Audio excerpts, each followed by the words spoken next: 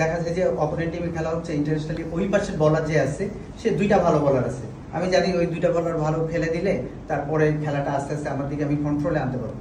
কিন্তু ভালো যেসব জায়গায় ডোমেস্টিক ক্রিকেট হয় দেখা যায় যে ওইটার মধ্যে 5টা বলার মধ্যে 4টা বলার আসলে ভালো, লম্বা সময় ধরে থ্রেট করছে, তো এই জায়গাগুলোতে ব্যাটসম্যানদের জন্য রান করা সহজ হয়ে যায়।